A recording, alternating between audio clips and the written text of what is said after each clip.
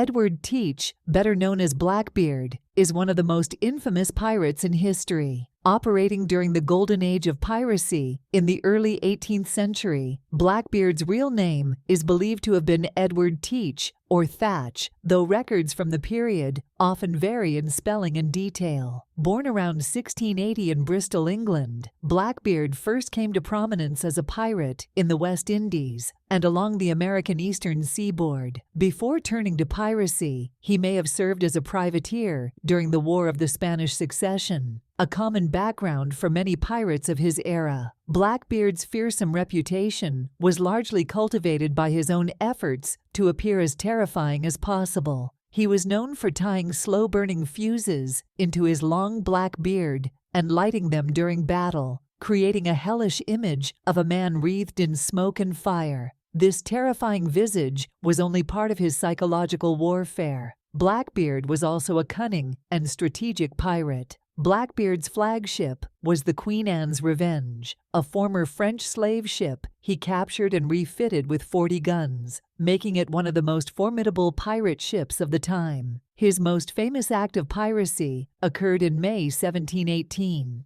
when he blockaded the port of Charleston, South Carolina, holding the city hostage and demanding a chest of medicine. His blockade was successful, and he received the supplies without harming any of his captives, demonstrating both his ruthlessness and his understanding of leverage. Despite his fearsome reputation, historical accounts suggest Blackbeard was not as bloodthirsty as many legends claim. He often relied on intimidation rather than violence to achieve his goals. In June 1718, Blackbeard accepted a royal pardon from the governor of North Carolina, Charles Eden, part of a wider effort by colonial authorities to rein in piracy. However, Blackbeard quickly returned to his old ways, taking advantage of his knowledge of the coastal waters of North Carolina to elude capture. His activities drew the ire of Alexander Spotswood, the governor of Virginia, who saw Blackbeard as a significant threat to trade and security. In response, Spotswood mounted a campaign to capture or kill the pirate. On November 22, 1718, a decisive battle occurred at Ocracoke Island, North Carolina. Blackbeard and his crew were confronted by a force led by Lieutenant Robert Maynard of the Royal Navy. Despite being outnumbered, Blackbeard fought fiercely. According to reports, he sustained 5 gunshot wounds and over 20 sword cuts before finally succumbing. His head was severed and hung from Maynard's ship as a grim trophy and a warning to other pirates. Blackbeard's death marked the end of one of the most notorious pirate careers in history, but his legend lived on, growing in the retelling. His image has become a cultural icon, representing the archetypal pirate with a blend of ferocity, cunning,